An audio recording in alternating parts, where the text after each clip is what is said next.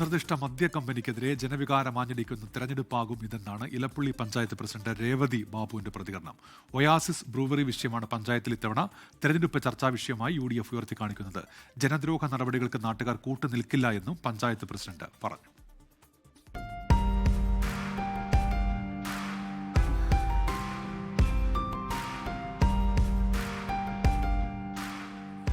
എലപ്പുള്ളിയിലാണ് നമ്മളുള്ളത്. എലപ്പുള്ളിയെ സംബന്ധിച്ച് സംസ്ഥാനത്ത് തന്നെ ഏറ്റവും കൂടുതൽ ചർച്ച ചെയ്യപ്പെട്ട ഒരു സ്ഥലവും മേഖലയൊക്കെയാണ്. നിർദ്ദിഷ്ട മദ്യ കമ്പനി വരുന്നത് ഇവിടെയാണ്, എലപ്പുള്ളിയിലാണ്. അതിനെതിരെ വലിയ രീതിയിലുള്ള പ്രതിഷേധങ്ങളൊക്കെ നമ്മൾ കണ്ടതാണ്. അപ്പോൾ നിലവിലെ പഞ്ചായത്ത് പ്രസിഡന്റാണ്, ഇത്തവണയുണ്ട് മത്സരിക്കാൻ. തീർച്ചയായിട്ടും ഉണ്ട്. എന്താണ് പ്രതീക്ഷകൾ, എങ്ങനെ പോകുന്നത്? നല്ല പ്രതീക്ഷയുണ്ട്. ജനങ്ങൾ നല്ലവണ്ണം സപ്പോർട്ട് ചെയ്യുന്നുണ്ട്. നമ്മൾ 23 വാർഡിലും കാൻഡിഡേറ്റ്സിനെ നിർത്തിയിട്ടുണ്ട്. അപ്പോൾ നല്ലൊരു വിഷയം ബ്രൂവറി തന്നെയാണ് ഇവിടുത്തെ ഇലക്ഷനിൽ ഏറ്റവും എടുത്തറിയപ്പെടുന്ന ഒരു വിഷയം.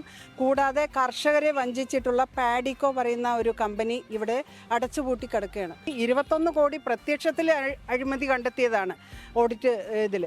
അപ്പോൾ അത് തന്നെ വലിയൊരു വിഷയമാണ്. ഏറ്റവും കൂടുതൽ ചർച്ച ചെയ്യപ്പെട്ട രാഹുൽ മാങ്കൂട്ടത്തിൽ MLA സംബന്ധിച്ചുള്ള വിഷയങ്ങളൊക്കെയാണ്. നോക്കൂ, ശബരിമല വിഷയം ആഗോള തലത്തിൽ കത്തിപ്പടർന്നുകൊണ്ടിരിക്കുന്ന ഒരു വിഷയമുണ്ട്.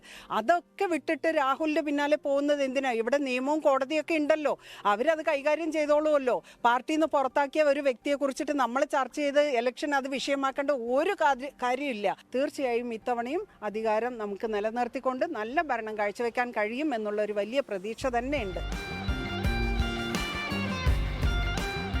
ക്യാമറമാൻ രാജീവ് സുധേവിനൊപ്പം ഐഷത്തുൽ ഷംന, 24 പാലക്കാട്. ലോകത്തെവിടെയായാലും ഏത് സമയത്തും 24 വാർത്തകളും ഓഗ്മെന്റഡ് റിയാലിറ്റി പാക്കേജുകളും എക്സ്പ്ലെയിനറുകളും വിശദമായി കാണാൻ ഞങ്ങളുടെ YouTube ചാനൽ നിങ്ങൾക്ക് സബ്സ്ക്രൈബ് ചെയ്യാം.